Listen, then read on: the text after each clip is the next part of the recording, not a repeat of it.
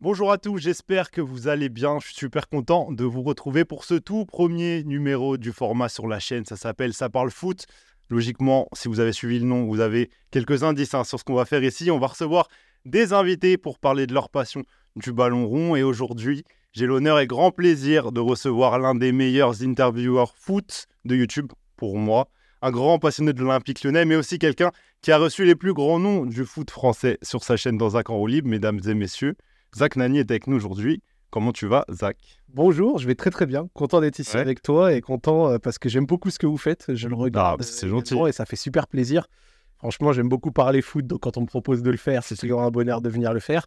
Et tu as dit un des meilleurs intervieweurs. Je tiens aussi à citer qu'il y a beaucoup d'autres gens qui font du travail très sérieux, notamment Monsieur Call Interview. Tu as dit l'un des, c'est vrai, Monsieur Call Interview est très très bon.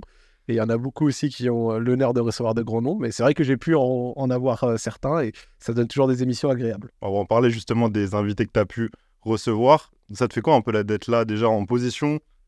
T'as rien à faire. Tu fais pas les questions, tu te poses. C'est agréable. Genre vraiment, t'arrives, t'as rien à préparer, t'as pas de stress, il n'y a pas de technique à gérer, de conducteur, de questions, de rythme. T'as pas ça là? Non, là vraiment, je me laisse faire. Tu vois, je suis là et je réponds, donc ça me va largement. Bah tu vas te régaler. On va parler de l'OL, forcément. On va parler de toi, ton rapport au foot. Bien sûr. On va parler de Zach en roue libre. Et puis il y aura des petites surprises. Et d'ailleurs, on va te régaler. Petites surprises d'entrée de jeu. Voilà, comme ça, c'est pas prévu. Vas-y. Je te montre main droite. Attention. Attends. Main droite. Cadeau numéro 1, main gauche. Cadeau numéro 2, attends. T'as le choix en fait. Je vais pas te le donner. Tu vas juste choisir entre les deux. Il y a un cadeau qui est franchement incroyable pour toi. Vas-y. Et il y a un cadeau qui est très cool. Pour les prochains numéros, je tiens à le dire, pour les prochains invités, il y aura un cadeau incroyable et un cadeau éclaté au sol. Oh, moi ça va, je sais pas ce moment. Mais comme c'est le premier. Attends, j'ai pas fait de... Le cadeau que tu choisiras pas, on le fait gagner aux abonnés sur YouTube, tu vois. Et là, comme c'est le premier numéro, je vais être gentil avec toi, je te dis. Moi, j'allais dire, j'ai un pull rouge, je prends le rouge. Bah, franchement, dire de base. Moi, j'allais dire, fais-moi confiance. Tu premier numéro, je veux qu'on soit bien. Je veux que tu vois, on se mette en confiance. Tu bloques celui-là? Ouais, je bloque celui-là. Allez, tiens. Putain, merci déjà. Bonne soirée, je m'y attendais pas du tout. Moi, je suis un enfant, moi, j'aime ouvrir les choses, tu vois. Alors, qu'est-ce que cache cette belle missive?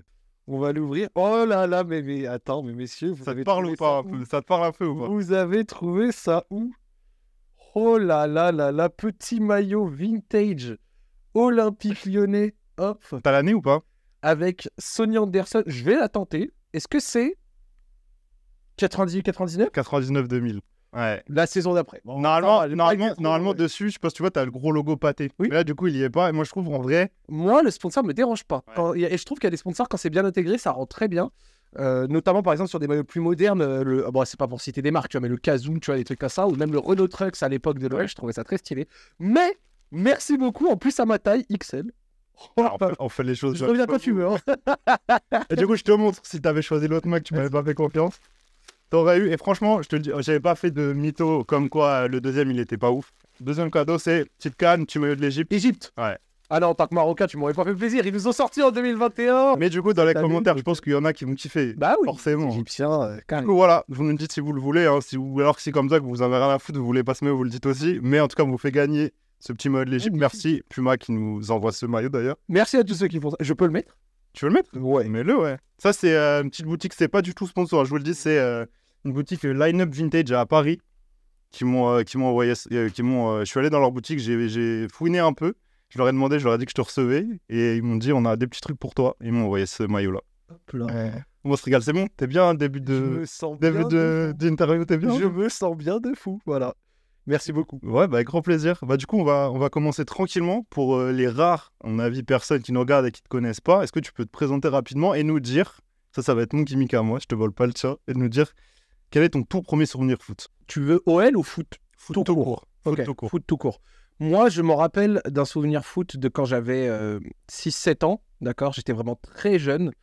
Et c'était un souvenir un peu choquant parce que de States, j'étais au Maroc, comme j'allais tous les étés au Maroc quand j'étais plus jeune. Et c'était la Coupe du Monde 2002, la défaite de la France contre le Sénégal. Ah, le souvenir, la défaite.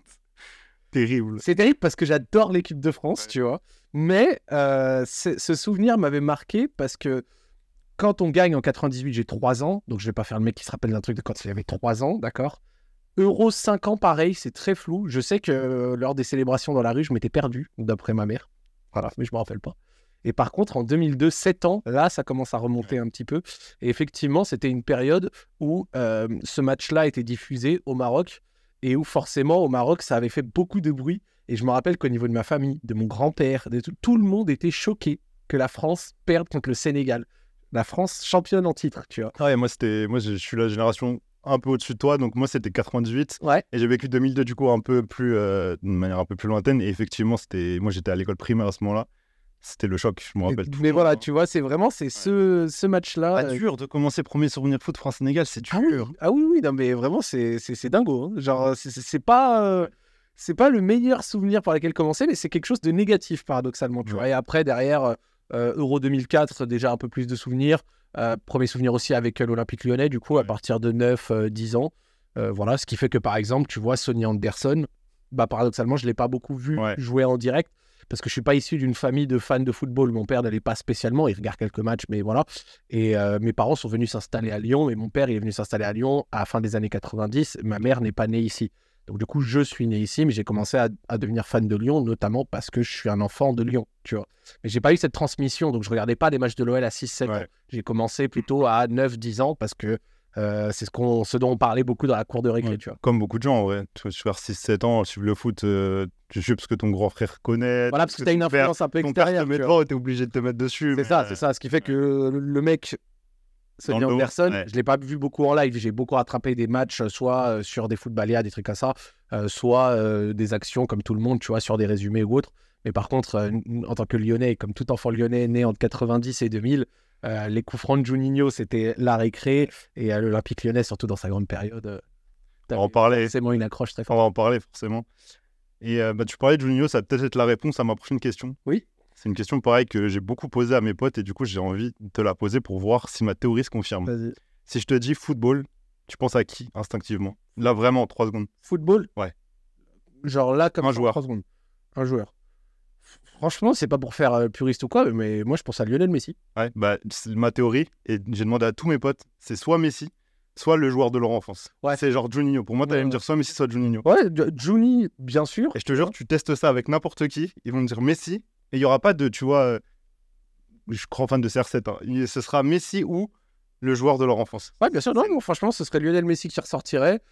Juni, forcément, mais après, vu qu'il a pris sa retraite il y a quand même 14 ans, 15 ans maintenant, tu vois, ou en tout cas qu'il a quitté l'OL dans ces environs-là, c'est moins évident de te le sortir là tout de suite en premier, mais ouais, football, Lionel Messi, je pense. Pas besoin de te demander pourquoi de cette manière, parce que... Bah, en réalité, pour moi, sans aller dans les débats stériles, c'est pour moi le plus grand joueur que j'ai eu l'occasion de voir évoluer sur toute la décennie 2010-2020, déjà de toute façon avant 2010, et de toute façon également après 2020, avec encore une Coupe du Monde à notre détriment il y a encore un an et quelques, on l'a encore un peu ici. Mais voilà, pour moi, quelqu'un qui a mené le football à un niveau et qui l'a perfectionné et qui a fait tomber des records les uns après les autres, c'est Lionel Messi. Et bien évidemment, avec la rivalité avec Cristiano, qui a également été absolument monstrueux et qui nous ont fait kiffer le football et qui nous manqueront bien. Même si là, on parle beaucoup Mbappé, Haaland, les futures rivalités,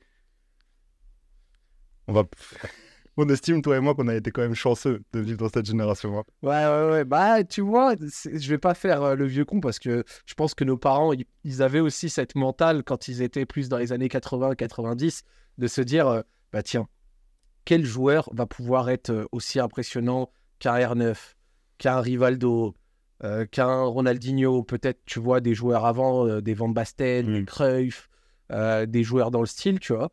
Et... des joueurs sans doute aussi impressionnants, voire plus pour certains, ont pu émerger.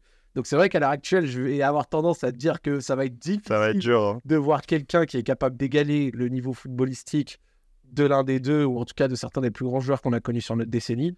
Mais en réalité, ça risque d'être le cas de toute façon. Ouais. À voir à quelle échelle. Je te dirais que pour l'instant, peut-être pas encore. T'as l'impression que justement, les fins de carrière de Messi et de Ronaldo, il y en a beaucoup de gens qui pensent ça. C'est un peu, soit c'est que nous on vieillit trop, soit que le football a un peu perdu une espèce de magie. C'est un truc qu'on retrouve souvent aujourd'hui dans les débats. Qu'on vieillit trop, que le football a perdu un peu. C'est que c'est l'inverse. Est-ce que c'est parce que nous on vieillit trop et que du coup on a consommé tellement de foot qu'aujourd'hui on vit ça différemment, ou est-ce que le football, j'allais pas dire le football il a changé, mais est-ce que... Déjà, pour moi, c'est jamais binaire, c'est un mix des deux, tu vois. Genre, pour moi, il n'y a jamais une réponse à tout. Et ensuite, quand tu regardes le football, Allez regarder sur un site quelconque un match des années 2000 ou 90, même un match de Ligue des Champions. Je te jure, je l'ai déjà fait plusieurs fois, même en live avec des gens. Des demi-finales de LDC 97 avec même de Milan AC, du Manchester United, des grandes équipes de l'époque, tu vois. Et vous allez voir des différences dans le jeu qui sont indéniables. Il y a beaucoup plus d'espace, beaucoup plus de temps pour le porteur de balle, beaucoup moins d'intensité. Dans le match au global, tu vois des pressings moins hauts, des sorties de balles plus approximatives par moment, plus de dégagements très longs, plus de temps mort. Les matchs avaient vraiment une baisse d'intensité énorme à partir de la 60-70e.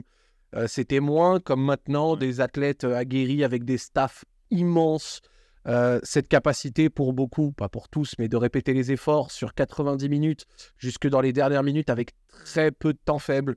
Pour le porteur du ballon, d'avoir beaucoup moins le temps de s'exprimer. Quand vous regardez, quand on entend que le 10 a disparu, c'est pas réel parce qu'en réalité, en fait, c'est pas que c'est pas réel, c'est pas qu'il a vraiment disparu. Il y en a toujours. Parce qu'il a muté, son rôle n'est plus le même. C'est juste que son rôle n'est plus le même. Des fois, il va partir de plus bas pour avoir plus de temps et d'espace, mais c'est surtout cette notion de temps et d'espace qui fait que pour moi, quand il reçoit le ballon plus haut, il va direct se faire cadrer beaucoup. Tu vois qui en 10 moderne là aujourd'hui? Dybala. Des mecs à la Kevin De Bruyne, par exemple, tu vois, qui ont ce rôle de créateur avec une qualité de passe monstrueuse et de centre également, tu vois. On va revenir un peu sur Lyon. Comment t'es tombé dans la marmite OL? Marmite OL par le lien le plus simple quand on commence à être influencé ou en tout cas intéressé par le football. Je suis né à Lyon, pardon. Et l'OL, c'est le club de ma ville. Tout simplement. Tout aussi simple que ça. Alors, je sais qu'il y a beaucoup de personnes qui aiment bien des clubs par filiation, c'est-à-dire via le papa, via le frère, via le cousin. Il y en a qui aiment bien des clubs parce qu'en regardant, ils se sont tombés peut-être amoureux d'histoire, de joueurs, de victoires aussi, on va pas se mentir. C'est pas pour rien que c'est les clubs qui réussissent le plus dans le monde, en tout cas en termes de trophées, qui réussissent à générer les fanbases les plus conséquentes à l'étranger. Allez regarder la popularité de clubs comme Chelsea en Afrique, Manchester United en Asie ou d'autres. Mais alors, Manchester United peut-être un peu moins ces derniers temps. Non, moi, pour être déjà allé à Old Trafford, c'est n'importe quoi. Quand tu vas à Old T'as l'impression de voir que des touristes. Bien sûr. Mais tu vois, dans l'esprit, on s'est compris. Mais moi, c'est simplement parce que c'est le club de ma ville. Et vu que c'était le club de ma ville dans une période où, en plus, il réussissait fortement, vous étiez injouable. C'était vraiment extrêmement simple. Parce que, comme je t'ai dit un peu plus tôt, c'était le sujet de discussion de toutes les cours de récré. Les cours de récréation, nous, on jouait au football sous le préau, dans la cour. On voulait tirer des coups francs comme Juninho. On parlait des résultats des matchs. On regardait ça. C'était extrêmement facile de faire cette balance-là. Tu vois, elle était limite naturelle. Tu te souviens de ton premier match au stade pour un match de Lyon? Oui, totalement. C'était quoi? Je me rappelle, je peux te le citer. C'est OL Nantes. C'est un OL Nantes en 2005, je crois. Et c'est en plus la semaine après ou avant un match de LDC contre l'Olympiakos, je crois. Je l'avais retrouvé en live, le petit résumé, on l'avait regardé. Et c'est mon oncle qui m'y a ramené, parce que mon oncle est aussi fan de l'OL. Mon oncle qui, lui, est né à Lyon. Tu vois. Donc il y a ce petit truc, c'est pas mon père qui m'a ramené au stade, c'est mon oncle.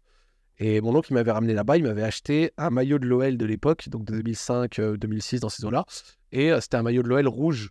C'était le rouge avec le Renault Trucks ici et sans flocage. Et je me rappelle, il m'avait ramené, on avait regardé le match, virage sud.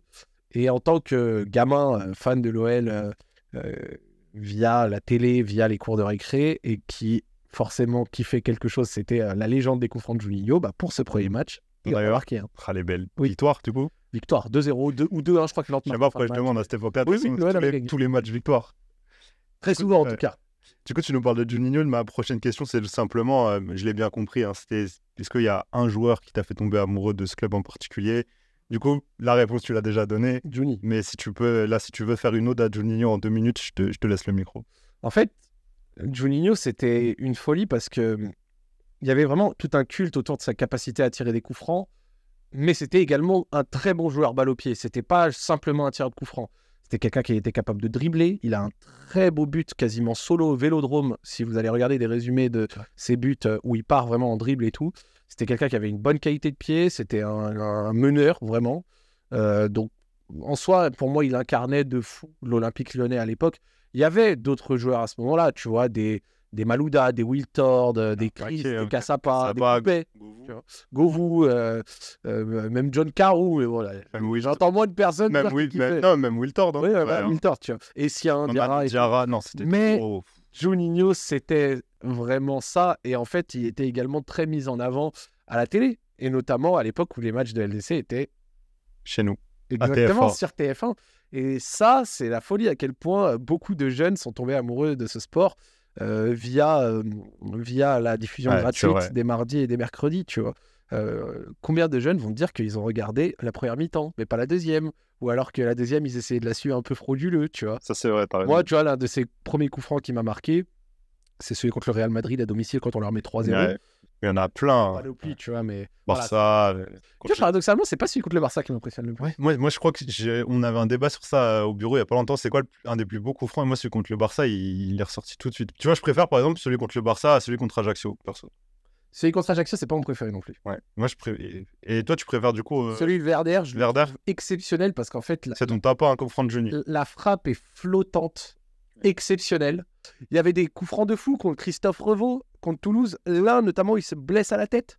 Il y en a un qui fait barre rentrante également, je crois, contre Toulouse, à nouveau, au Auxerre, je sais plus, c'était en Coupe de France, ça fait bam, bam, bam. Ça fait ta, c'était la folie. Et vraiment... Mais le Barça, moi, je pense c'est déjà le match en lui-même, et ensuite l'angle. L'angle est fou. L'angle est fou. Et c'est lobé, mais en fait, je sais pas comment t'expliquer, mais j'ai aucun feeling avec ce coup. Il te fait pas vibrer ce coup. En fait, Victor Valdés, c'est un peu lobé, tu vois. Ah, mais il est lobé parce que la trajectoire est folle. Ouais, mais il me procure... Genre l'endroit d'où il tire, aujourd'hui, t'en vois. Il me procure pas grand-chose. Ah, je comprends. Et d'ailleurs, il y en a un autre quasi du milieu de terrain avec le Barça où ça arrive, ça rebondit dans la surface, personne ne le touche et il marque. Et personne ne s'en rappelle de celui-ci. Tu vois, j'irai le regarder après. C'est pas le seul coup franc qui marque contre le Barça, il y a également celui-là. Faudrait qu'on reste là sur la belle époque de l'Olympique Lyonnais. Du coup, parce que j'ai demandé, c'est quoi si tu dois faire un top 5 tes joueurs favoris à Lyon. Est-ce que tu prends là et t'as que des anciens ou il y a des petits Benzema qui vont s'incruster Oui, bien sûr. Je vais pas faire... De toute façon, Benzema fait partie de cette époque-là. Ouais. Benzema, c'est vrai. Dans la foulée des 2007, 2008, tu vois, 2008, 2009. Donc, pas d'ordre, d'accord. Parce que moi, je peux pas te dire pourquoi 4e, 2e, tu vois. Johnny, Benzé. Mais Johnny, quand même, tu le dis rapide en premier. Hein. Ah oui. Johnny. Pas d'ordre, mais Johnny. Hein. Benzé, forcé. Ouais, Johnny, c'est obligatoire. Benzé, pour... Je n'ai pas besoin de m'expliquer, je pense. Lisandro Lopez, qui a également été je m'y attendais pas, lui. L'un des grands artisans du dernier titre de l'OL en date, donc la Coupe de France en 2012. Donc Lisandro Lopez. Et je vais pas faire, tu vois, le mec qui va citer que des anciens. J'aimerais bien citer, tu vois, Essien, Diarra, Malouda, tout ça, machin. Mais là, c'est vraiment ce que c'est tes 5 préférés. Je veux quand même prendre du récent et je vais t'en donner. Memphis Depay. Depay, qui aura quand même fait un passage à l'OL extrêmement solide.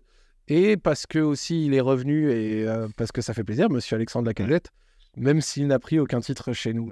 Et j'aimerais bien te dire Sonny Anderson, mais je répète ce que j'ai dit. Malheureusement, j'ai pas eu la chance de beaucoup le voir évoluer en live, tu vois. Quand il jouait, j'avais 6, 7, 8 ans. Voilà. Et même s'il a eu des moments marquants, le but contre l'Inter, bien d'autres, c'était trop vieux pour que je puisse... je pense qu'à les 32-33 ans, je t'aurais dit Sonny sans aucun souci. Il y a eu une petit à petit descente lente du club en termes de résultats qui existe encore aujourd'hui. L'OL, à l'heure où on tourne ce podcast, est 16e. Est-ce que tu l'as vu venir, cette descente? Non, je vais pas mentir, pas à ce point. Je vais pas faire le mec qui dissèque exactement pourquoi ça s'est passé. Tu vois, on a bien compris, il y a eu des années très mauvaises sous la direction sportive d'Olas, voilà. À la reprise de John Textor, il y a eu beaucoup de décisions extrêmement aberrantes et c'est un mix de tous ces trucs-là qui font que la descente qui avait commencé il y a quelques années, à partir du moment où on a arrêté de se qualifier en Europe, a abouti à cette saison où on joue le maintien. Quand la pré-saison commence, on est sur la dynamique de la deuxième partie de saison de la saison dernière, 2022-2023, sous Laurent Blanc, ça s'était bien passé. Mais le mercato tarde. On a Skelly Alvero qui vient un peu vite, Clinton Mata, mais pour le reste, ça bouge très peu. Maitland-Niles arrive, je crois, fin juillet, mais très vite, on se retrouve avec des achats qui se font en fin d'été, notamment dans les 5-10 derniers jours, ce qui n'est pas pratique, parce que les mecs ratent la prépa, les mecs mettent du temps à s'acclimater, tout ça. Quant à nous, la prépa est catastrophique, elle est complètement nulle. On gagne notre premier match contre une D3 néerlandaise à la dernière minute, Et après, on perd tout le reste. C'est pas la question de gagner des Ouais. matchs de prépa, c'est au moins de montrer quelque chose. Puis après, la série, elle se poursuit sur. Vous avez une série de non-victoires qui a duré. On a passé, je crois, 1200 ou 1300 minutes pas sans gagner, sans mener au marquer. score. Ah oui, sans mener au score, ouais. C'est plus de 10 matchs cumulés en comptant la prépa, tu vois. Et donc, c'était absolument aberrant, voilà. Il y a eu de la continuité après en Ligue 1, mais malgré ça, j'avais encore de l'espoir en tant que supporter que peut-être, avec un milieu défensif, Ernest Nuama et tout ça puisse donner quelque chose. Mais je me disais, au pire, on fait une saison comme l'an dernier, tu vois. 8e, 9e, 10e. Ça fait pas kiffer, mais vas-y. Je m'attendais pas à ce point, à ce qu'on puisse être terrible. Au final, c'est quand même assez dingue.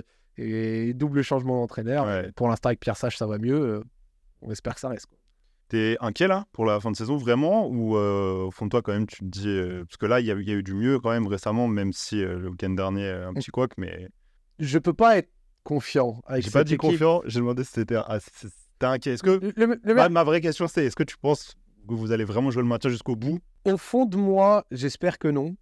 Et en fait, au fond de moi, la question principale, c'est que je fais plus confiance à cette équipe. Je n'ai aucune confiance en cette équipe car elle a trop montré des choses horribles. Et même s'il y a eu une petite période de mieux avec 3 victoires et une victoire en Coupe de France, il faut quand même apporter de la nouveauté. Pour l'instant, le mercato d'hiver est relativement satisfaisant. On a eu les 2 Brésiliens sous multipropriété. Je n'aime pas la multipropriété, même si on en bénéficie dans le cas présent, mais je n'aime pas ça, pour plein de raisons dont on ne va pas débattre, et je serai ouvert à le faire peut-être sur un autre plateau, mais voilà. Et 2 arrivées, à l'heure où on s'enregistre, de Malik Fofana et Gift Orban de la Gantoise, très content, en espérant un milieu de terrain d'essai en plus. Ouais. Et on pourra peut-être au moins souffler un peu. Vous bougez sur le mercato d'hiver, c'est ça. Ouais.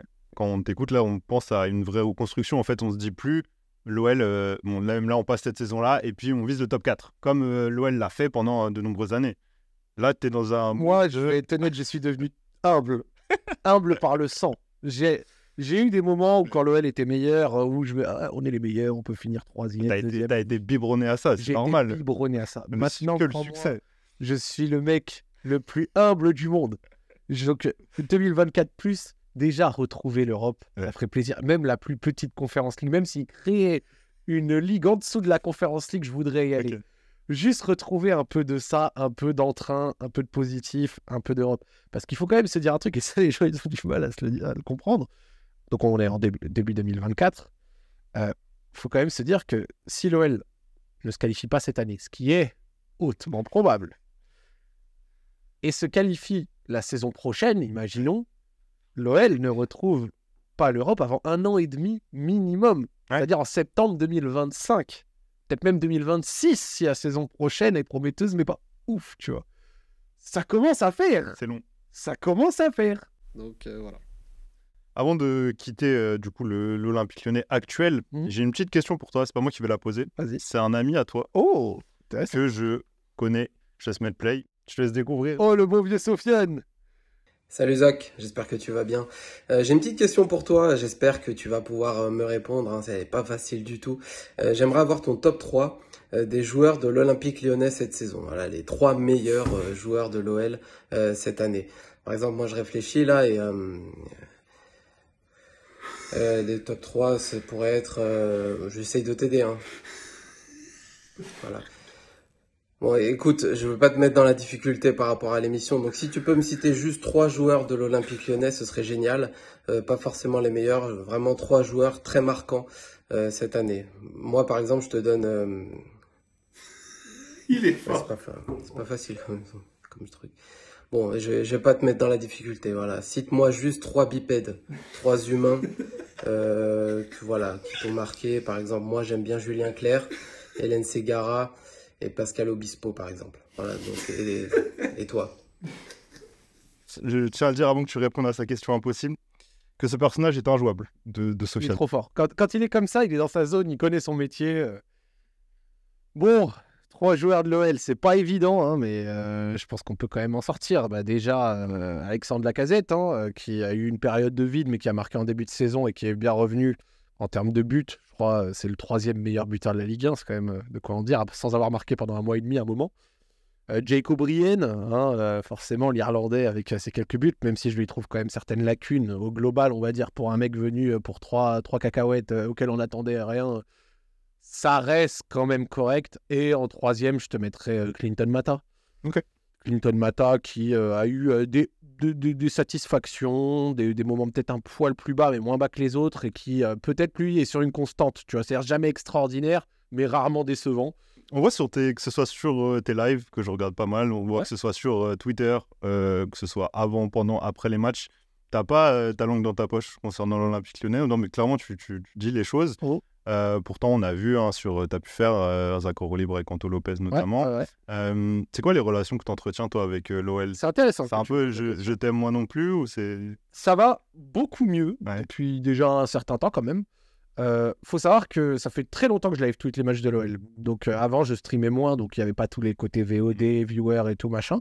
Mais moi, ça fait peut-être 8 ans que je... Je suis en train de réfléchir, ça fait au moins... Parce que moi, je fais au moins 7-8 ans que tu ouais. Et que je live tweet quasi tous les matchs de l'OL, tu vois. Et en fait, il faut savoir que moi, je pense, et je sais que c'est peut-être un peu plus difficile des fois en 2024, un être humain, c'est pas parfait. Ça fait des erreurs. Le principal, c'est de les comprendre et c'est possible de ne pas les répéter, d'accord? Et j'ai fait des erreurs. Et en 2016, 2017, 2018 et tout, j'étais un petit con. J'étais un débile. Franchement, j'avais beau avoir 21, 22, 23 ans, ce qui reste quand même somme toute assez jeune, tu vois. Mais j'étais pas productif. J'étais très dans le troll, dans la vanne, dans le tweetos, tu vois. Même parfois méchant. Donc, c'est-à-dire que je pouvais être insultant, je pouvais être pas constructif, je pouvais être de mauvaise foi ou m'énerver, tu vois. Mais genre vraiment m'énerver et le ressentir. Et t'es pas bon. Quand un joueur n'est pas bon, c'est pas un connard. C'est juste qu'il a fait un mauvais match. C'est pas grave, d'accord? Et donc, toute cette non-constructivité de l'époque, je ne sais pas si le mot existe, mais vous avez compris, m'a valu d'être blacklisté à l'époque par l'OL. Mais c'était tout à fait normal. Je dis blacklisté, c'est... Et il voulait pas du tout bosser avec moi. Okay. Ni de près, ni de loin. J'ai cru parce que blacklisté, on peut comprendre, tu pouvais plus aller au stade. Non, pause. J'allais au stade, j'étais abonné, aucun souci. Ils m'ont jamais emmerdé. Juste, tu pouvais pas bosser avec eux. Ouais. S'il fallait travailler avec eux, avoir un rapport avec eux, c'était niette. Zach, on veut pas en entendre parler. Mais c'est logique. Bah, si se comprend, du coup. Ouais, si quand un joueur était mauvais, je pouvais être un peu insultant. J'aimais beaucoup le troll. J'étais pas constructif. Franchement, c'était pas intelligent de ma part. C'était pas bon. D'accord? Et comme toute personne, on grandit, voilà, on vieillit. Et j'ai arrêté ça. Donc, au fur et à mesure, je suis passé de pas constructif à, je pense, plus constructif. Notamment à partir du moment où j'ai commencé à streamer plus, donc à parler de l'OL en live et à faire de vrais débriefs, à discuter, à dire par exemple, je l'ai trouvé mauvais pour telle raison, bon pour telle raison. Et ça m'a permis au fur et à mesure, avec aussi un petit changement côté OL, de rétablir des relations avec eux. Et rétablir des relations avec eux, ça m'a permis d'avoir Anthony Lopez dans un corps libre, de faire le lancement du 3e maillot de l'OL, c'est moi qui l'ai fait. Donc celui de 2022-2023, où j'ai pu recevoir Maxence Cacrème, Mal Augusto sur mon plateau, parler, tout ça machin. Et toute cette vibe tweetos OL de l'époque, avec déjà Sofiane, Charlie et d'autres à l'époque, on était tous un peu comme ça, mais parce qu'on était des têtes de con. Mais après, c'était pas que vous, hein. Moi qui suis pareil, qui suis un enfant de Twitter de base, à cette époque-là, c'était pareil. Moi, aujourd'hui, je n'utilise plus mon compte Twitter parce que j'y retrouve plus, je retrouvais avant justement le côté un peu troll, etc.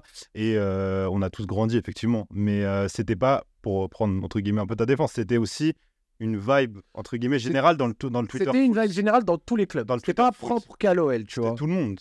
Mais c'était quand même pas bon. Ouais. Et donc, non, je dis pas que c'était bon, mais c'était un truc qui était généralisé. En fait, on le voyait pas, on s'en rendait pas compte. C'était comme ça que Twitter a fait sur le. On se rendait pas compte des répercussions et des choses. Et donc, franchement, moi, je l'ai déjà dit, hein, je présente mes excuses, tu vois, aux concernés de l'époque. Si par exemple un joueur, j'ai pu dire que tu étais un connard publiquement, bah c'est pas bien. T'as déjà eu des retours de joueurs, toi, qui étaient pas. Alors, j'ai déjà eu des retours de joueurs parce que j'en ai rencontré depuis. Jamais de joueurs qui m'a dit ouais, t'as mal parlé de moi ou quoi, mais plutôt des joueurs qui m'ont expliqué leur point de vue. Pourquoi est-ce que ce que tu faisais, c'était pas bien? Non, même pas. Le message que j'ai eu vraiment de plusieurs joueurs, même si c'est peut-être pas le message international, parce qu'il y en a, ils acceptent même pas ça. Mais le message global, parce que les joueurs, c'est pas un corps où tout le monde pense la même chose. Mais ce qui m'est ressorti le plus, c'est que les joueurs, ils m'ont dit, ça dérange pas quand on dit qu'on a été mauvais, tu vois. Genre, si tu dis que tu as trouvé que j'ai fait un mauvais match, c'est pas grave. Tant que t'es pas insultant, RAS, tu dis que tu as trouvé que j'ai fait un mauvais match, ça se trouve, c'est vrai, ça se trouve, je vais pas être d'accord avec toi, tu peux l'argumenter. Si ça en reste là, c'est bon. Et si tu me tapes pas dessus en constant, c'est bon, tu vois. Faut le faire avec intelligence. Et donc, du coup, maintenant, à l'heure actuelle, si je trouve qu'un joueur a été mauvais, je vais le dire. Des fois, mon chat est pas d'accord, on discute, et puis voilà, nanana. Mais j'essaye d'éviter, tu vois, ce côté constant de la chose et surtout d'être constructif au maximum. Et Voilà, tu vois. Ouais, parce qu'on s'en rend pas compte, mais les joueurs, surtout aujourd'hui avec l'ère des réseaux sociaux, ils regardent énormément ce qui se dit sur eux. Oui, Avant, c'était totalement. un joueur, il va aller là, hop, le lendemain, il va prendre l'équipe, il va regarder sa note. Là, Si aujourd'hui. c'est pas le joueur, ça va être ses proches. Ouais, c'est ça. Tu vois ce que je veux Il peut dire? taper son nom dans la barre de recherche Twitter et voir tout ce qui se dit sur lui. Donc, Bien sûr, et comme je te dis, si c'est pas le joueur, ça va être les proches, tu vois. Et Les c'est pour ça agents, que moi, tu vois, il y a des joueurs à l'Olympique Lyonnais, je les connais, Ouais. on parle de temps en temps, mais en tant que fan, parce que je me considère encore un fan qui va souvent au stade, un peu moins cette saison, mais qui y allait souvent, qui a fait beaucoup de déplacements, beaucoup de matchs et tout, j'essaye aussi, vis-à-vis du club, de maintenir quand même un peu une certaine distance, que ce soit avec les joueurs ou avec le club, en dehors de courtoisie ou de discussions légères, tu vois, pour pouvoir faire en sorte que moi, de mon côté, je puisse garder, pas une impartialité, tu vois, mais pas être trop influencé dans mes paroles. Ouais. Pas être, attends, je vais peut-être être un peu plus sympa que Dedu, un peu plus méchant que Dedu, ou ainsi de suite, tu vois. Ce qui est déjà difficile, parce que, de base, il faut quand même se rappeler, je suis un supporter. Ouais. Un supporter, c'est la mauvaise foi incarnée. Je te disais au début de l'émission, ça me fait plaisir, moi, de te recevoir et de te voir un peu dans le plaisir. rôle d'invité, parce qu'on te voit énormément en tant qu'intervieweur. On va commencer un peu à parler de Zach Enroulib, si Ouais. tu le veux bien, autour du foot. C'était un catalogue aujourd'hui, en termes de foot, qui est quand même bien rempli. Je vais en citer quelques-uns pour ceux qui ne l'ont pas vu, et allez regarder ce que vous ratez. Nasri, Benzema, Drogba, Dilrami, Bakambu, Anthony Lopez, Rio Mavuba. On est quand même sur un... Tu me dis si j'en oublie, mais... Ouais, non, j'avais fait un tout premier Zach Enroulib que j'avais appelé hors série, qui n'était pas sorti sur ma chaîne principale à l'époque, et ça a été le tout premier foot que j'ai eu, c'était Sonny Anderson. Ah ouais, je l'ai même pas vu celui-là. Ce qui est sur ma Bah voilà, mais je dis, allez regarder, vous ratez. J'ai raté. Et ouais, non, mais il n'y a pas de souci, celui-là, il est un peu passé, pas au travers, tu vois, mais en même temps, c'était une époque où Zach Enroulib n'était pas aussi gros et tout, tu vois. Et ouais, j'avais fait Sonny Anderson aussi, mais de tête, il me semble que tu as oublié personne. C'était un rêve pour toi de faire tout ça en tant que fan de foot? Bien sûr. Ouais. Faut comprendre qu'un Zach Enroulib, ça a des coûts. C'est un certain coût à produire. Et en fait, quand j'ai repris sur ma chaîne, j'ai été aidé avec les personnes avec qui je travaille, Webedia, tout ça. Et en fait, quand tu représentes un coût, il faut que l'émission puisse quand même générer une certaine attractivité, une certaine traction, un certain nombre de viewers, qu'elle puisse être sponsorisée, et ainsi de suite. Ce qui fait que pendant 1 ou 2 ans, à peu près, j'ai d'abord focus sur ce que je savais faire et avec ce que j'ai avec mes contacts, à savoir des créateurs de contenu.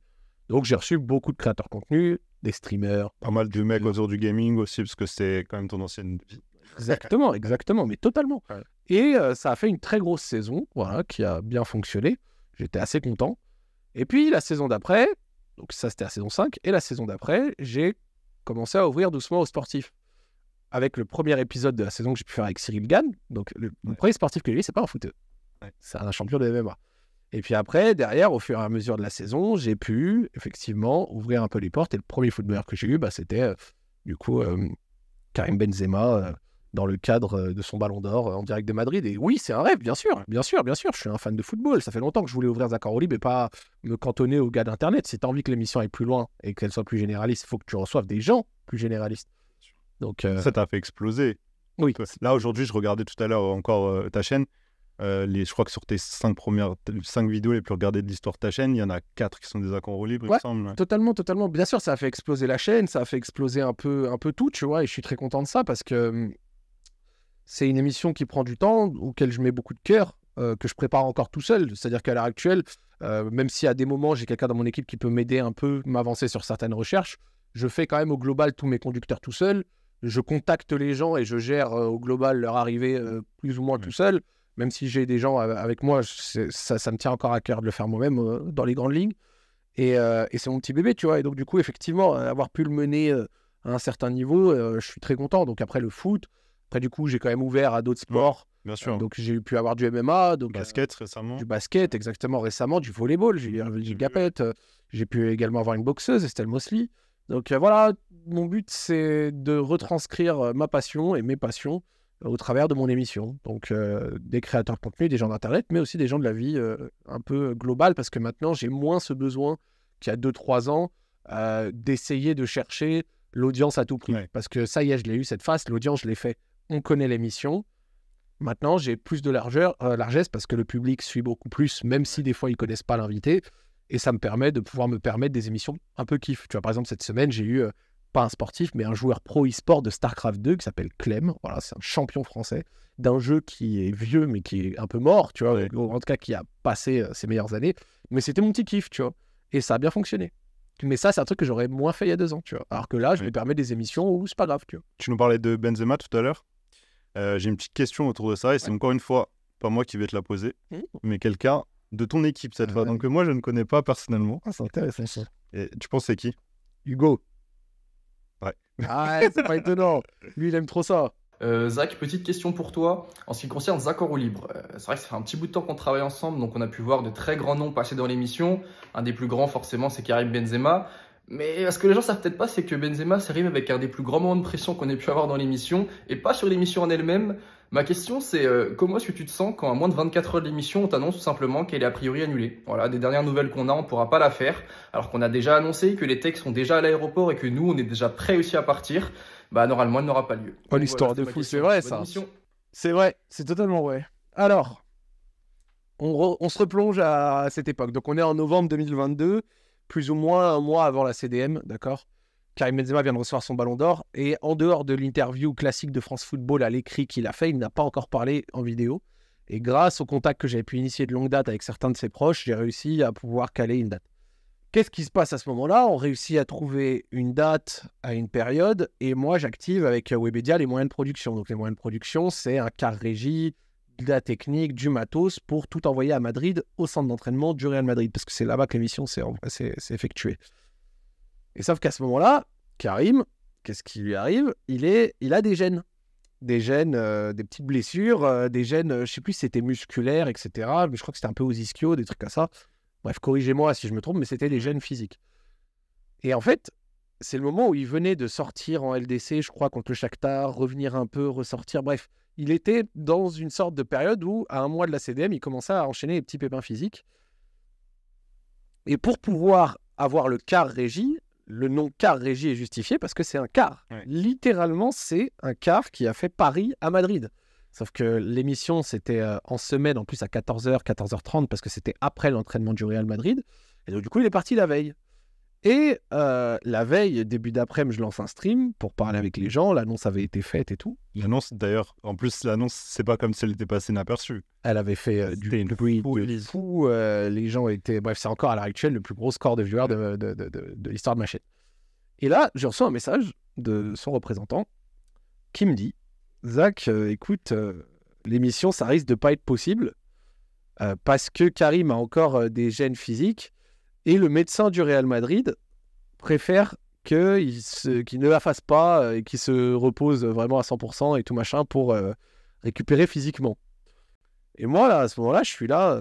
Et en plus, je me rappelle, quand je reçois ce message, je venais de lancer en stream. Donc, littéralement. En live? Ouais, à ce moment-là, je suis en live. Et je dois faire 3 heures de live avec cette nouvelle dans le crâne.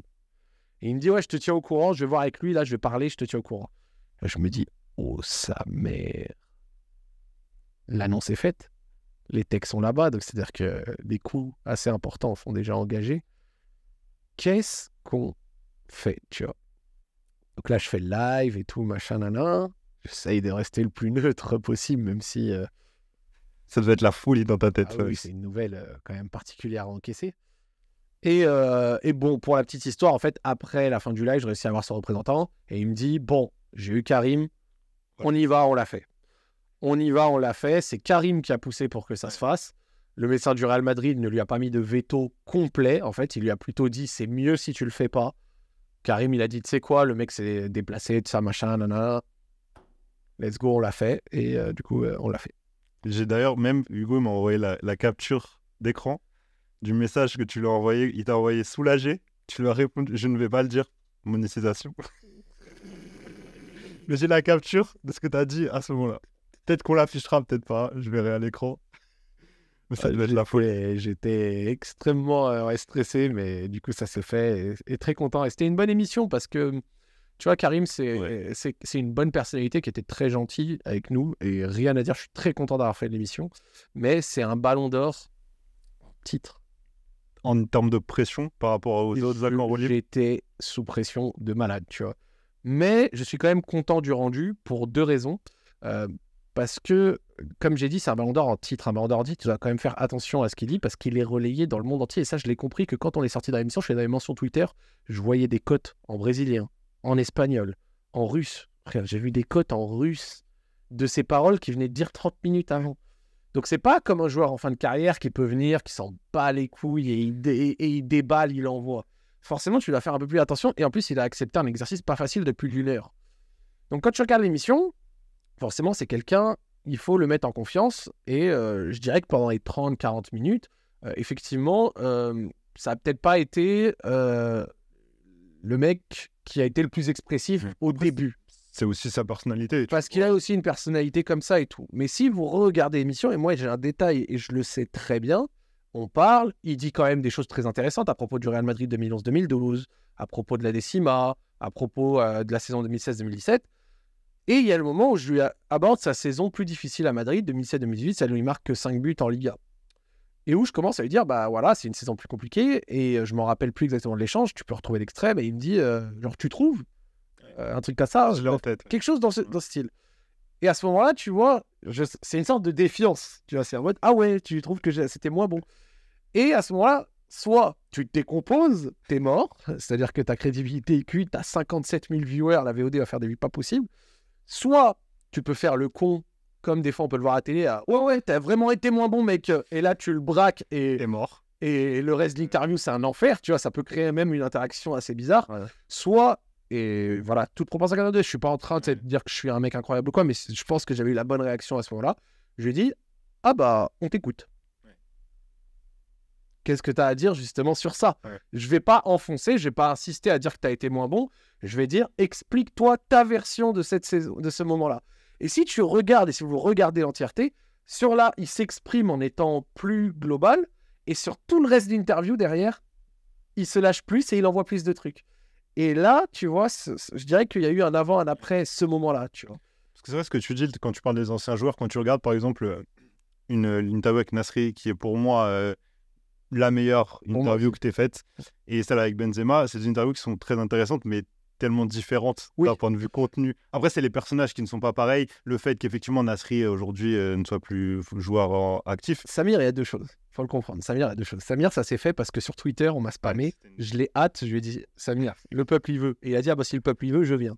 Et ensuite, il m'a fait un peu galérer, mais on a réussi à la caler. On a discuté par message et tout. À la fin, même, je lui disais, t'es sûr, la date et tout. Et j'ai un vocal légendaire. Je peux te l'envoyer si tu veux. Ouais. Je peux le mettre dans la vidéo. On pourra le passer? Je te jure, tu peux le mettre dans la vidéo. Attends, petit moment vocal.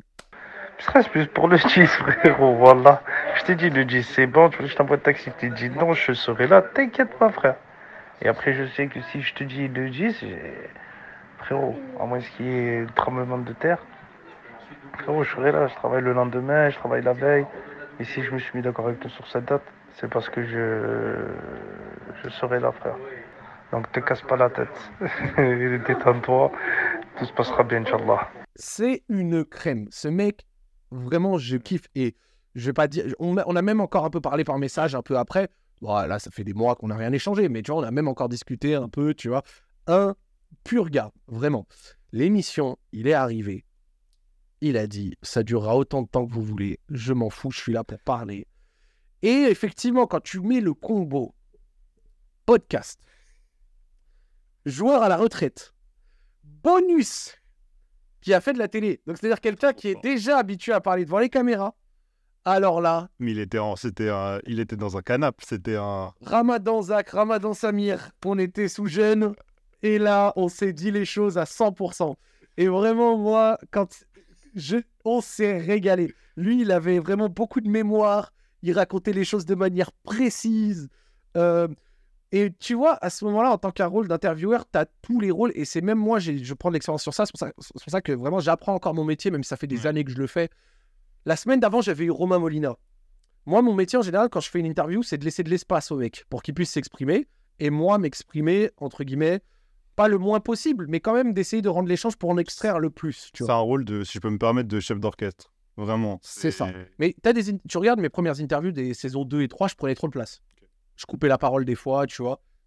Je faisais mal mon rôle. Et puis après, en évoluant, j'ai appris à m'effacer, à lâcher que quelques relances ou à donner quelques exemples. Mais au global, je te laisse le maximum de place. La semaine d'avant Samir, avec Romain Molina, c'était l'inverse. Fallait que je le cadre. Ouais.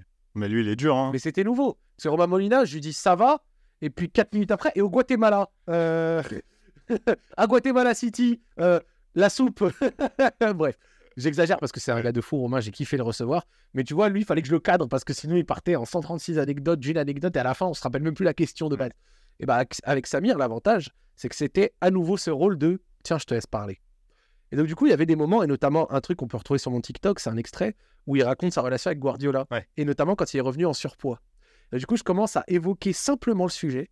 Et là, il me dit, donc je commence à contextualiser un peu pour les gens qui nous écoutent, parce que je pars toujours du principe que ceux qui nous écoutent, tout le monde n'a pas toutes les clés. Donc je préfère recontextualiser. Et il dit, tu veux que j'explique? T'as même plus besoin de poser la question. Frérot, parle. Tu n'en parleras pas mieux que moi. Et à ce moment-là, t'as plus qu'à te taire et à mettre à l'aise le mec. Et mettre à l'aise le mec, c'est aussi un travail de comment tu te comportes avec lui. C'est-à-dire rigoler quand il dit un truc marrant, de préférence vraiment rigoler, sinon toujours lâcher un petit sourire ou quand même ne pas être bizarre humainement, pour pas que le mec il se dise « Oula, j'ai dit un truc que je trouvais marrant, qui n'était peut-être pas de ouf, mais là j'ai aucune réaction en face, genre il me laisse en galère, tu vois. » Toujours être fine, tu vois, c'est pour ça que il y a des gens, ils disent « Ouais Zach, tu rigoles des fois, ou des fois t'en rajoutes un peu ou quoi ?» En fait, c'est que je suis devenu comme ça parce que je sais que la personne se sent plus à l'aise quand elle a l'impression d'avoir une personne en face qui, d'une, l'écoute, réagit et surtout le fait de manière assez naturelle.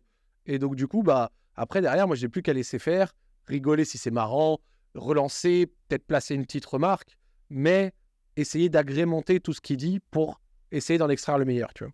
Tu décris un rôle de journaliste, en fait, quasiment. Tu te considères comme tel maintenant ou pas? Non? Journaliste, c'est Parce que une qualité d'écriture, c'est une certaine éthique, c'est une certaine manière de faire des choses et tout. Moi, je suis pas un journaliste. si je peux me permettre, Ouais, tu disais que tes émissions, tu les écris. Oui. Tu les incarnes. Ouais. Tu fais les interviews. Ouais. Et tu fais tes recherches en amont pour écrire tes émissions. Bien sûr. On est quand même sur une panoplie de... Bien sûr. Tu coches quand même pas mal de cases. Peut-être, mais je suis pas journaliste. Ok. Les journalistes sont meilleurs que moi dans ce rôle-là. Peut-être pas dans le rôle humain d'une interview, mais dans tout ce qui est recherche, écriture. Fondamentalement, moi, c'est pour ça que, et on en parlait peut-être en off juste avant, quand j'ai besoin de travaux sur certaines vidéos, je fais appel à des journalistes. C'est-à-dire que je prends des gens, je les paye pour faire des recherches, pour m'écrire certaines choses, parce que je ne me considère pas comme tel. Sincèrement, je reste à ma place. Je suis un créateur de contenu qui va peut-être toucher des choses qui peuvent ressembler à des journalistes, mais je ne suis pas un journaliste. Le journaliste, c'est un vrai métier. C'est des gens qui ont, pas tout le monde, tu vois, mais qui au global ont une éthique, une certaine manière de travailler, une qualité dans l'écriture et aussi du coup une curiosité, une façon de rechercher, bref, une carte de presse aussi. Bref, au global, je ne me considère pas comme tel. On parlait de l'interview de Nasri, j'ai plus le chiffre en tête de combien elle a fait en... 3,7 millions ou 3,7 millions. ça, ouais. Elle fait 2h40 quelque chose. Je crois que c'est quasi les accords le plus long. Quasi 3 heures. Je crois que c'est 2h40. Ouais, 2h40. 2h40 pour une interview qui fait plus de 3 millions, c'est ça? Ouais. En termes de monétisation, on parle de quelque chose de très sérieux là. Oui, bah, je peux le dire, je m'en fous. Hein. C'est une vidéo qui a généré en monétisation entre 15 et 20 000 euros à peu près. Sachant que je n'aime pas blinder non plus de pub. Non. Mais pour ceux qui nous écoutent, plus un contenu est long, plus il y a la possibilité de mettre des pubs. Surtout aujourd'hui. Plus il y a la possibilité de mettre des pubs, plus ça rapporte. Voilà. Et plus le watch time est long, c'est-à-dire moins vous quittez, plus vous regardez, bah, plus ça rapporte. Hein. Genre, j'ai les statistiques, je peux même envoyer un screen si vous voulez pour la vidéo. Et ça, quand tu disais tout à l'heure que Xark en ça coûtait cher, ouais. Ça couvre? En fait, si tu veux... Ça dépend des émissions, je suppose. Je peux te répondre, je suis sur un format de coproduction avec Webedia. Okay. C'est-à-dire que les revenus de ma chaîne YouTube me reviennent à moi. Okay. Mais par contre, les revenus des sponsoring, donc s'il y a par exemple un sponsor sur l'émission, font 50-50. Ok. À partir du moment où le coût de production est couvert. Donc par exemple, la somme que je viens de t'annoncer, c'est moi qui l'ai pris. C'est pas. Du coup, je comprends là, je repense à la réaction de Soviet Review quand tu lui as montré ton adset. Ah oui, mais alors attends, où est-ce qu'il faut que j'aille regarder? Quoi? Non, quoi? Attends, tu te fous de ma gueule. Ouais, c'était vraiment des très très gros stats. C'est une vidéo qui a été exceptionnelle, tu vois. Et aujourd'hui, là, avec tout ce que tu as fait sur les footballeurs, on voit que tu te fais plaisir, comme tu l'as dit aujourd'hui, tu fais d'autres sportifs. Ouais. Est-ce que quand même tu as un invité, entre guillemets, un mec que tu adorais avoir dans tes émissions, Zach Relou, en tant que footeur, je parle, ouais. que quand je dis rêve d'avoir, est-ce que tu as pas forcément un mec que tu as déjà contacté ou pas, ou alors tu as peut-être déjà fait? Je te dis, j'en ai deux. J'en ai deux que je kifferais recevoir, vraiment le kiff. Numéro 1, Thierry Henry, pour la carrière de fou, Et l'orateur qu'il est aussi. la personnalité incroyable et une personnalité que j'aime beaucoup, tu vois, et l'orateur. Donc je pense vraiment que ça donnerait une émission fort. Rien que quand tu mets Olivier Dacour et Thierry Henry, tu vois ce que ça donne. C'est très fort. Mais je pense aussi qu'on pourrait faire quelque chose. On en a sorti une là avec Lisa Razou, Thierry Henry cette année aussi qui a super bien marché et il est excellent. Donc tu vois, je pense vraiment que ça fonctionnerait bien. Et quelque chose que je n'ai pas encore eu la chance de recevoir, mais un entraîneur. Ok. Alors, on me dira que Thierry Henry est sélectionneur et a été entraîneur, mais surtout à la carrière de joueur, moi j'aimerais bien un entraîneur, c'est-à-dire quelqu'un qui a vraiment fait ça pendant très longtemps. Et là, j'ai 2 personnalités qui me viennent en tête que je kifferais pouvoir recevoir. Didier Deschamps, ce serait la folie, parce que moi, je fais partie de ceux qui respectent énormément Didier Deschamps, qui aiment beaucoup son travail et qui, au global, je suis très content qu'il soit à la tête de l'équipe de France, ce qui ne veut pas dire que je pense qu'on va être incroyable à l'Euro ou autre, mais merci pour ces 10 ans, quoi. 10 ans, moi, j'ai vécu à l'équipe de France, comme toi, 2008, 2010, 2012. Depuis 2014, on fait quasiment toujours finale ou un titre.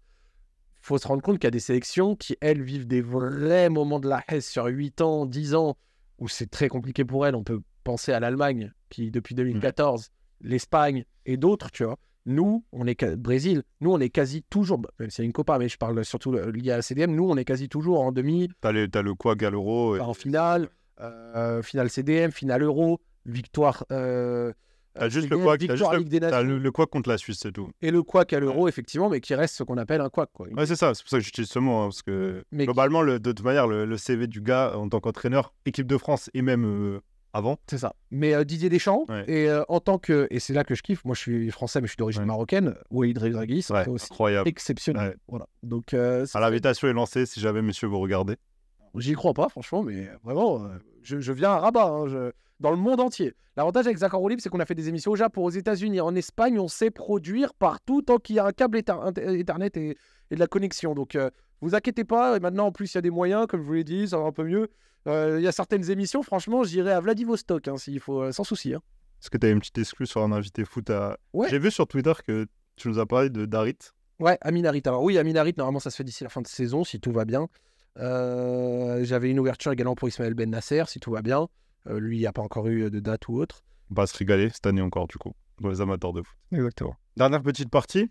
T'as pratiqué le foot, toi, un peu en club? Quand j'étais plus jeune. Ok.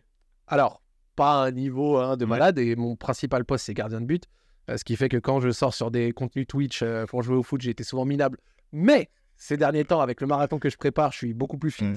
Et donc, Incroyable, d'ailleurs. merci, ça fait plaisir. Et donc, du coup, maintenant, je me sens un peu mieux. Mais oui, j'ai pratiqué le foot. J'ai joué à Caluire quand j'étais plus jeune à Lyon. J'ai joué au LOSC. LOSC, c'est un club... En fait, c'est un club qui s'appelait LOSC, mais qui est à Lyon. Ah, j'ai cru... Dans Non. ma tête, t'avais joué au Non, LOSC. je n'ai pas joué à Lille. À Pas Lille, m'inventer ok. une vie.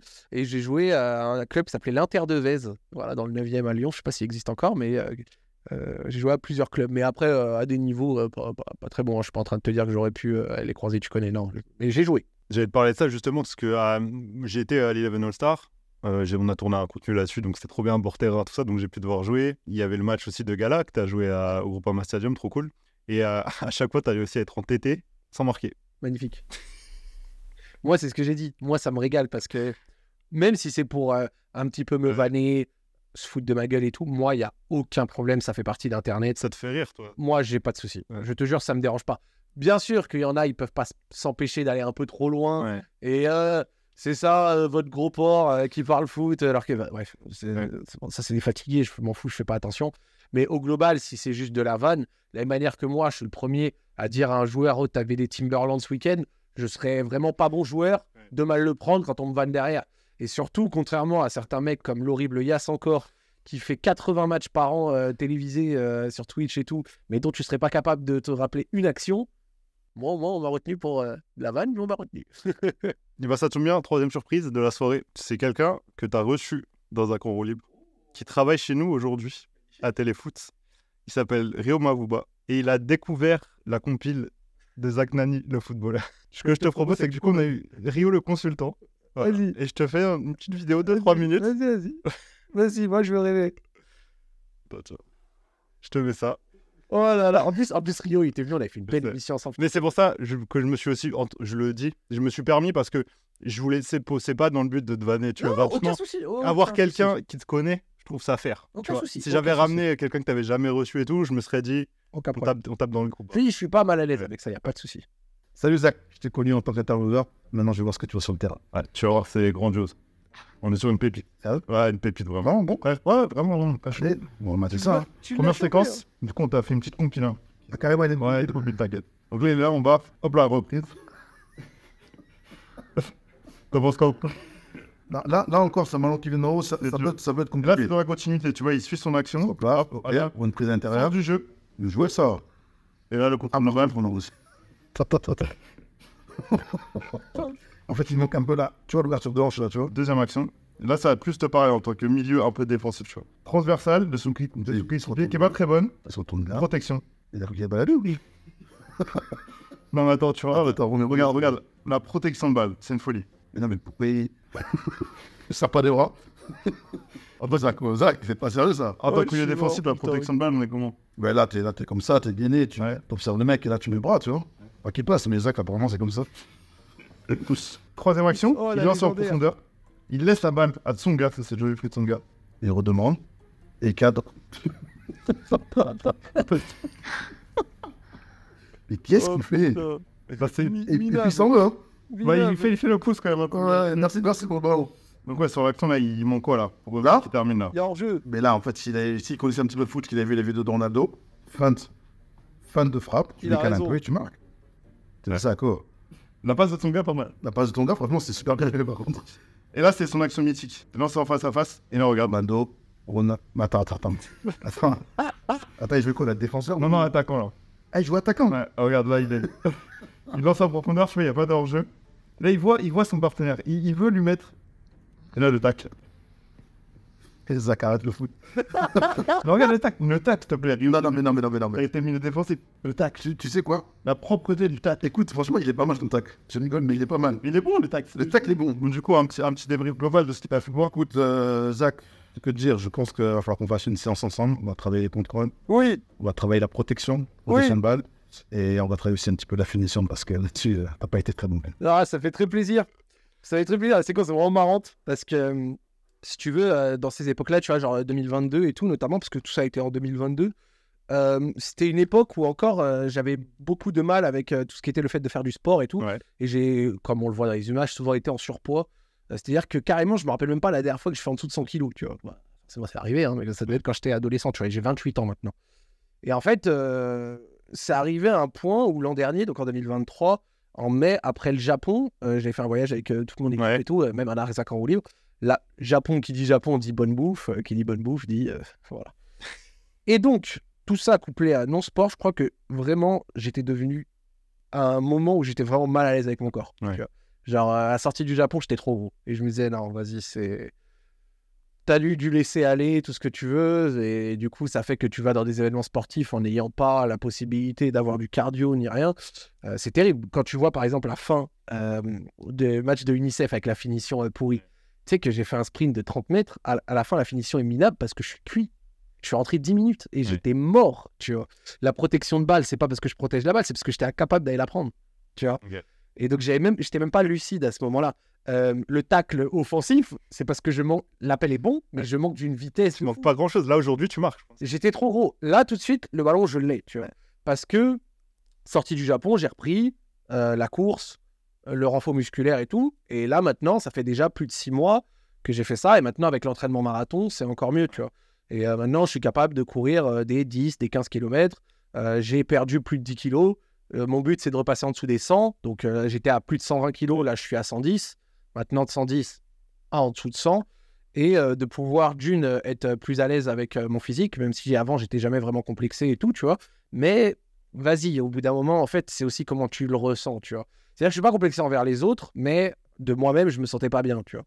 Et là, à l'heure actuelle, je me sens beaucoup mieux. Et je pense qu'avec l'alimentation et le sport quotidien et cette préparation marathon, je devrais arriver à un niveau qui, je l'espère, sera plus satisfaisant pour moi. Et que la prochaine fois que j'apparais sur Twitch, ok, je serais toujours peut-être pas hyper à l'aise techniquement ou quoi, mais quand il faut faire un sprint de 50 mètres, s'il faut tenir une mi-temps, s'il faut courir, aucun souci. Mais faut qu'on se le fasse, du coup, la proposition de Rio, l'entraînement Rio-Zach. Quand tu veux. Genre là, maintenant, sincèrement, Au beau jour. Nous prends pas au mot, parce on fait ça sur la chaîne. Répète quand tu veux. Maintenant, en plus, je fais du fractionné et tout, donc j'ai un cardio qui est plus du cardio simplement de course. Je peux faire des efforts plus vifs, plus tu vois, machin. Bah, à l'été, Rio, Zach Nani sur la chaîne de Téléfoot, entraînement. Je serai en dessous des 100 kilos. Ouais, bah c'est pour ça que je te dis ça. Quand tu veux. On prend le rendez-vous. Question par rapport à ça, tu as vu les Eleven All-Star, des gros events foot comme ça, c'est quelque chose que, je vais pas dire que toi tu as envie d'organiser parce que Amine a tapé tellement fort avec les Eleven All-Star que si quelqu'un essaye de faire quelque chose de similaire, ce sera jamais aussi bien qu'Amine, Ouais, et c'est Amine qui l'a déjà fait. Bien sûr. C'est des choses que toi, des trucs IRL comme ça, foot, c'est des trucs que tu as envie de faire. Je les ai déjà. Les quiz foot. Ouais.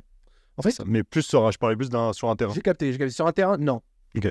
Pas dans le format Eleven All-Star. Après, il faut jamais fermer des portes dans la mesure Ouais. où peut-être qu'un jour, j'aurais envie de faire une émission liée au foot, mais où il y aurait peut-être des petits exercices ou des Ok. petits jeux, tu vois. Donc sur ça, ouais, pourquoi pas. Mais le format organiser un match, là, à l'heure actuelle, non. Parce que je suis conscient maintenant, les coûts de prod que ça engendrerait et tout ça. Ouais. Un coup comme l'Eleven All-Star, on est à frapper au-dessus du million, tu vois. Ah oui, ouais, c'est Pour sûr. produire ça, pour réussir à avoir tous les techniciens, le matériel, tout ça. etc. C'était incroyable. Et c'était exceptionnel. Et j'étais content de pouvoir faire partie de cette aventure. Merci à Amine. J'ai hâte du match retour. Parce que du coup, s'il y a un match retour, T'as des infos sur ça? aucune. Ouais, c'est ça. J'aimerais t'en donner, j'en ai pas. Ouais. Mais s'il y a un match retour, du coup, je serais à même d'être voilà, peut-être un peu plus performant. Mais voilà, moi, j'aime bien ma place de créateur de contenu parce que je suis identifié foot, mais en même temps, je touche à tout. Je suis capable de toujours parler de jeux vidéo, de faire des vidéos de bouffe, de préparer un marathon, de recevoir des mecs en tout genre. Toujours quand même garder un petit peu de mon essence. Et puis voilà, j'aime bien ce que je fais. Et je pense que le jeu, c'est ce qui m'attire plus, tu vois. Et c'est pour ça que mon format quiz foot que je fais ici et là. T'as reçu Clément d'ailleurs. Exact. Ouais. Qui était venu et qui s'en était pas On trop mal embrasse sorti. d'ailleurs. Exactement, avec un maillot du Celtic, si je dis pas de bêtises, de Exactement. souvenirs. Son seul maillot. Palmarès de Clément, j'ai un maillot du Celtic. Dédicace à Clément, dédicace à Clément. Mais voilà, en tout cas, Là, c'est les très cool. quiz et tout, c'est un peu ma place. On arrive à la fin. Avant, je vais te faire un petit flash question-réponse, c'est-à-dire que je te pose des questions sur un peu l'actu, Vas-y. ce qui va se passer cette année. Tu Vas-y. me réponds si tu veux par oui ou par non. Si Vas-y. tu veux développer vite fait, tu peux. Vas-y. T'es pas obligé. Vas-y. Qui va gagner la Ligue des Champions pour toi cette année? C'est quoi? Le Real. Ouais, je suis d'accord avec toi. Je trouve Je que vais les gens... pas être original, mais je vais te dire le Real, alors que je pensais pas au début de Moi saison. non plus. Mais les gens, ils en parlent pas assez, j'ai l'impression. Et Manchester que- City reviennent bien avec le retour de De Bruyne, mais je sais pas, le Real dégage un truc. Voilà, Qui va gagner l'Euro 2024? la France. Pas d'hésitation là, ça a foncé. La France, je serai pour l'équipe de France, je fais tous les matchs de poule, j'ai déjà acheté mes places. Trop bien. Ouais, je fais tous les matchs de poule. Moi, j'ai peur de l'Angleterre. En fait. Terrifiante l'Angleterre. Angleterre, La Portugal. France, l'Angleterre sur un tiers. Et Portugal aussi. Je mets quand même En dessous. un ton en dessous, un tout petit, mais un Ouais. tout petit ton en dessous le Portugal. Et après tout le reste. Ouais, moi aussi. pareil. Après l'Euro, attention, on peut avoir une surprise comme l'Italie, même si l'Italie à l'Euro 2021 est arrivée déjà sur une série de Ouais. victoires assez grosse. Mais moi, l'Euro, je trouve que c'est un trophée prestigieux. On l'a pas pris depuis 24 ans. On fait finale. Ouais, et puis sur le papier, on est favori. Je serais refait de le gagner. Ouais. Donc ouais, l'Euro, moi, j'ai envie qu'on le gagne. Qui sera le Ballon d'Or cette année? Celle-là, elle est dure. Parce que ça va dépendre de l'Euro, mais du coup... L'Euro va beaucoup influencer ça. La CAN aussi, éventuellement. Si un gagnant de CAN fait une très grosse saison, on pourrait peut-être imaginer, même si j'avoue que j'ai pas de nom qui me saute tout de suite en tête comme ça. Ça laisse du mal si tu dis le Maroc, par exemple, qui gagne la CAN. Ouais, je vois pas un Marocain Ouais. capable d'être Ballon d'Or pour être honnête. Sénégalais, je t'aurais peut-être dit Mané à Ouais. une période. Mais là, c'est dur. Ouais, cette année, ça va être dur. Salah. Ouais. Si Salah continue et que peut-être Liverpool prend la première ligue et que lui-même continue d'être monstrueux en PL, ça pourrait éventuellement faire. C'est vrai. Pour moi, tu fais CAN PL plus sa saison. Il y a un qui est- problème, juste le problème de pas jouer la Ligue des Champions, là, d'être... Ouais, ça peut. Tu vois, on a eu des mecs qui Ouais. sont allés qu'en 8ème de LDC qui l'a gagné. Pour moi, la LDC a une importance, mais bref. C'est quoi, pour continuer dans cette vibe, bon, en imaginant qu'il continue sur cette lancée, je te dirais Bellingham. Ouais. Vu que je dis Real Madrid, si le Real Madrid la pète, et vu qu'il risque de s'en L'Angleterre va loin à l'Euro. Ouais. en plus de prendre la Liga, why not, hein, Où jouera Kylian Mbappé en août prochain? au Real Madrid. 3 fois la réponse liée au Real Madrid, c'est dingue. Hein. J'aime bien le Real Madrid. Je préfère le Real Madrid au Barça parce qu'on parlait d'influence un Personne peu n'est plus douté. tôt. On parlait d'influence En même plus tôt. temps, Moi, c'est mes cousins. Quand j'allais au Maroc. moi en tout cas, on a grandi Zidane quand même. Hein. Quand j'allais au Maroc l'été, mes cousins étaient grands fans du Real. Ils me faisaient regarder tout, tu sais, les premiers classicos, Super Coupe et autres joyeusetés de août, juillet, match amicaux et tout. Donc, du coup, ça m'a bien aidé. Ouais. À quelle place va finir l'OL en Ligue 1 cette saison? Tu peux me donner une fourchette de 3 places, je t'autorise pas plus. 10-13. 10-13. 10-13, ce serait beau. Et dernière question, est-ce que selon toi, Marseille se qualifiera pour la Ligue des Champions en fin de saison? J'espère que non. Le frigo est vide, il n'y a plus que le FC Procuration. Très clair. Merci Oui. pour ta franchise. Avec plaisir. Et avant de se quitter, ça va être la rubrique, donc je la présente parce que c'est la première émission. Il va y avoir un gros quiz à la fin de chaque émission. Ce quiz-là, ça va être simple, ça va être 2 minutes chrono. Je vais t'enchaîner le maximum de questions possibles. Le but, c'est que tu répondes. Dès que tu me réponds, une bonne réponse, 1 point. Il n'y a pas de fonction des difficultés des questions. Ouais, vas-y. Voilà, tu peux passer. S'il y a une question, tu donnes une mauvaise réponse, tu peux enchaîner. Ok. Tant que tu me dis pas, passe. On peut Moi, revenir dessus plus tard. mon avis, vu le nombre de questions que j'ai en liste. Ok, bon, Ouais. Quand je dis je vais t'enchaîner, c'est je vais pas Ok. te lâcher. Hein. Au revoir. Tu parlais de pressing et Touré, ça va arriver. Ça me va. Du coup, le gros quiz de téléfoot, c'est maintenant. Zach, t'es prêt? Je suis prêt. Chrono, on est prêt? On est bon? Allez, t'es prêt? Dès que je lance, c'est parti. 3, 2, 1. Qui est le meilleur buteur de l'histoire de la Première Ligue? Alan Shearer, Bonne réponse. Quel est le numéro de Mbappé au PSG? 7. Bonne réponse. Quel était le numéro de Mbappé quand il est arrivé au PSG? Oh, c'était le 11. Non. Non, c'était le 17. Non. 19. Non. Je l'ai pas. Non, le 29. Bien joué, bonne réponse. Pardon. Cite-moi un club qui commence par la lettre Z. Z. Ouais. Passe.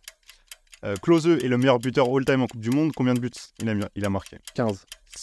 Pardon. 16. Bah, c'est ma faute, j'ai leak. Hein. Cite-moi le dernier club de Patrice Evra. C'était l'OM. Non. Non, West Ham. Bonne réponse. Qui a gagné la Serie A l'an dernier? C'est le Napoli. Ouais. Qui est le meilleur buteur de l'histoire de l'OL? C'est Floridinalo. Oui. Combien de buts il a marqué? 202, 4, 204. Non. Non, 256. Non. Non. Lors du Final 8 en 2020, Lyon gagne 3-1 face à Manchester City. Ouais. Cite-moi un joueur lyonnais qui a marqué dans ce match. Bah, Moussa Dembélé. Ouais, bonne réponse. Qui est l'entraîneur actuel de l'Atalanta Bergame? C'est Gasperini. Ouais. Qui a été le seul buteur lors de la finale du Mondial 2010? C'est Iniesta. Quel a été le tout premier club pro de Jonathan Klaus? Augsbourg. Non. Non, Strasbourg. Passe. Quevilly, Rouen en Ligue 2. Qui a été le Ballon d'Or en 2001? C'est non, Nedved, c'est en 2022, 2003. Nedved? Non. Non, bah, c'est je l'ai pas. Michael Owen. Quelle est la dernière équipe à avoir gagné la Liga hors Real Barça Atlético? Valence. Ouais, bonne réponse. Quel est le plus gros transfert de l'histoire de la Bundesliga? Harry Kane. Harry Kane, bonne réponse. Quel était le numéro de Ribéry en équipe de France? 7. Quel était le numéro de Franck Jurietti en équipe de France? Dernière question. 13. Non. Je l'ai pas. 21. Combien de bonnes réponses derrière? 12 bonnes réponses, Zach. Et bah, tu es leader du classement du quiz. Ça va, je suis pas trop Ouais. mal, tu vois. En plus, en vrai, en général, les quiz, j'aime bien en faire et tout, donc. Ça... Mais là, j'ai trouvé que ça part vraiment dans tous les sens. Donc, t'as un numéro de maillot ancien, aujourd'hui. Ça va, c'est pas trop perturbant? Non, c'est nickel. Nickel. Ouais, il y a suffisamment de variété pour que ce soit cool. Puis je pense que j'en ai sorti quelques-unes. Ouais. Il y en a qui m'ont... Attends, c'est lesquels qui m'ont impressionné? Je t'en ai donné une, hein, avec 16. Il y en a une, c'était quoi? Tac, tac. Quevilly, Rouen, je t'ai dit Jonathan Klaus en leader. Ouais. Il y en a une que je t'ai pas dit de réponse, je crois, mais j'aurais pu trouver laquelle. Avec club qui commence par un Z, Zénith, Zagreb. En fait, j'ai préféré. Ouais, je sais. J'ai préféré passer parce que je me suis dit que c'était plus stratégique.